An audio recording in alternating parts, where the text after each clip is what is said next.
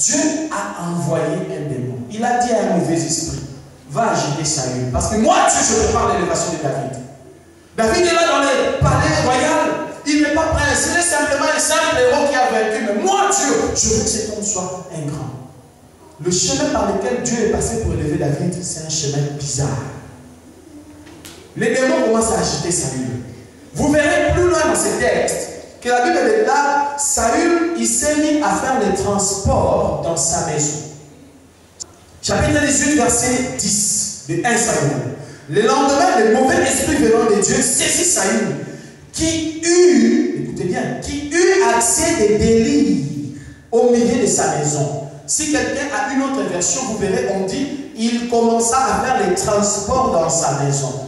Ça veut dire que c'était un début de folie. Il s'est mis à faire des délires. Un roi qui prend carrément une table. Le roi a pris la table. Il a mis sur lui. Il s'est mis à courir. Mais attraper le roi. Sa majesté. Sa majesté. Qui a... Le roi est devenu fou. Alléluia. Amen. Dieu est capable de créer des problèmes dans des maisons royales. Parce qu'il veut t'amener ta bénédiction. Amen. Dieu est capable de troubler, je vous ai révélé cela un jour, de troubler le sommeil des pharaons pour que Joseph sorte de la prison et que Joseph devienne premier ministre. Dieu est capable de toucher les sommets les plus hauts. Dieu a créé un problème. Il y avait un problème. Le roi est devenu fou. Lisez la Bible, bien-aimé. Le roi s'est mis à faire les transports dans sa maison, les délires. Alors, l'un de ses serviteurs s'approche et dit, ô roi, tes serviteurs sont là devant toi, arrête de délirer. Roi, si le peuple apprend, ça serait une honte. Ordonne, nous allons aller chercher un jeune homme. C'est lui qui a battu sa Goliath. C'est David. L'Esprit de Dieu est sur lui. Quand il joue la harpe, il se passe de grandes choses. Envoie-nous, nous allons aller les chercher. Envoie-nous, nous allons aller faire quoi? Les chercher. Voyez comment Dieu procède. Par quel moyen Dieu passe pour que la bénédiction arrive jusqu'à toi? Certains problèmes qui arrivent autour de nous, certains problèmes qui arrivent quelque part, tu es surpris que tu es au centre de ces problèmes. Ne pleure pas en disant, mais Seigneur, pourquoi cette cyclone m'entoure comme ça? Non! On peut t'amener dans un centre de problèmes pour que Dieu passe par toi pour donner une solution. Et que désormais, ça soit pour toi le sujet de ton élévation. Amen. Alléluia. Amen. Et voilà, cet enfant a été amené dans le temple, dans la maison royale. David était là. Il s'est mis à jouer de la harpe. La Bible déclare, quand il jouait la harpe, le roi s'est reposé. L'esprit du roi était tranquille. Donc, quand David n'est pas là, le roi se met encore à délirer, porte des chaises. Il court de nouveau. Il faut que David soit là. Quand il joue, le roi se calme.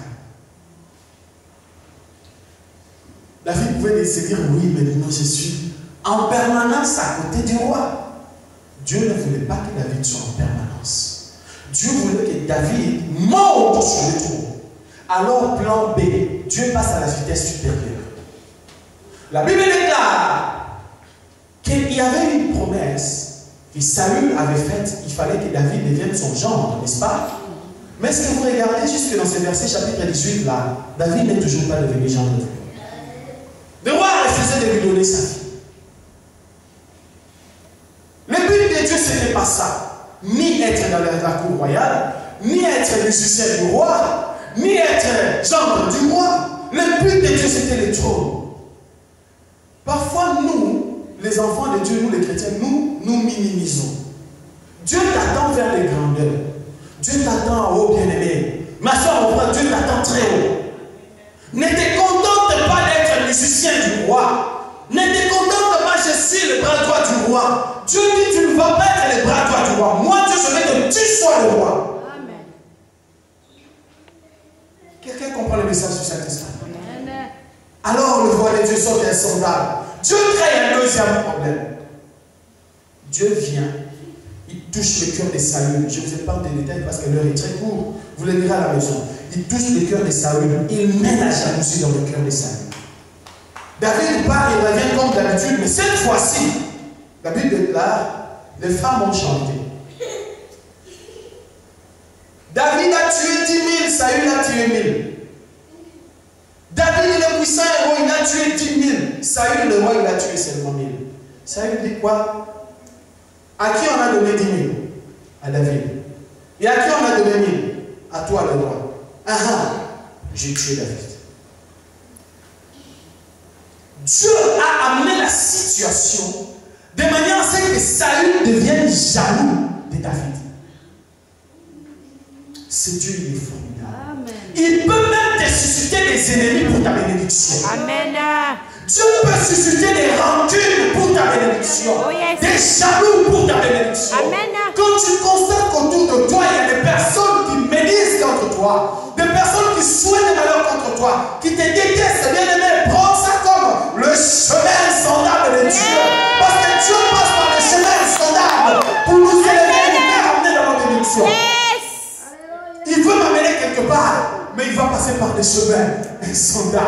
Des chemins que l'homme n'imagine pas. Quand les ennemis pensent vouloir me faire du mal, Dieu prend le mal, les transforme en bénédiction. Parce que la Bible est là. Toutes choses concourent au bien de ceux qui aiment Dieu. Yes! C'est ma baba. Amen. Ça, je dis Seigneur, merci. Merci. Alléluia. Et puis Saül était fâché. Saül a dit, je vais tuer David. Un jour, nous allons le lire ensemble. Toujours au chapitre 18.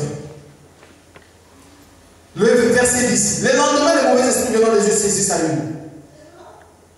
Il eut accès à des délires comme on a lu tout à l'heure. Et la fin de ce verset nous dit, David jouait, et comme les autres jouent, bien sûr. Et Saül avait sa lance à la main. Saül leva sa lance en disant à lui-même, je frapperai David contre les parois. Mais David se détourna de lui 2 fois. C'est-à-dire qu'il a pris sa lance, il a dit, je vais le tuer. Et quand il lance, David se détourne. La lance rate. Pourquoi David n'a pas fui là? Il prend sa lance, il lance. Parce que tout le monde sait que le roi est en train de délirer. Est-ce que vous comprenez? On sait que le roi délire. Le roi a pris sa lance. Or, dans son cœur, ce n'est pas le délire. C'est la jalousie, c'est la sorcellerie.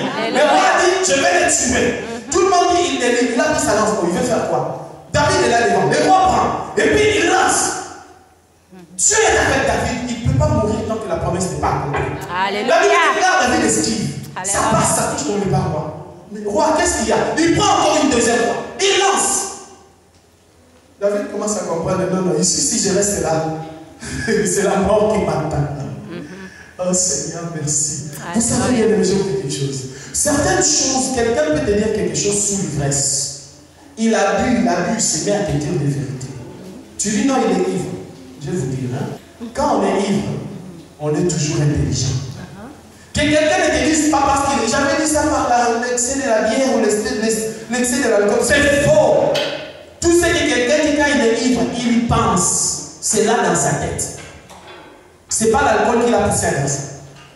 C'est ce qu'il avait dans son cœur. Parce que la Bible dit de l'abondance du cœur, la bouche parle. Est-ce que vous comprenez? Ce n'est pas la bière. S'il a parlé, c'est parce qu'il avait ça dans son cœur et il l'a fait sortir. Et David n'a pas compris. C'est après qu'il a dit non, cet homme veut vraiment me tuer. J'ai pensé qu'il délirait dans sa folie. Non, c'est la mort. Le verset 12. Regardons dans la Bible, s'il vous plaît. Saül craignait la présence de David parce que l'Éternel était avec David et s'était retiré de lui. Vous avez vu ça? Vous avez vu ça? Le verset 12. Saül craignait la présence de David. Parfois, nous, les enfants de Dieu, mais nous oublions que Satan a peur de notre présence. Tu oublies que tes ennemis sont mal à l'aise quand tu es. Tu oublies qu'ils ne supportent pas tes voix. Le problème, ce n'est pas à toi de partir, c'est à eux de partir. Yes. Est-ce que vous comprenez? Alléluia. Parce que toi, tu as reçu l'onction de la promesse. Et dans les combats de ta vie, c'est l'ennemi qui doit faire marcher arrière. Alléluia. Parce que Dieu est avec toi. Amen. David était là. Il a compris que c'était sérieux.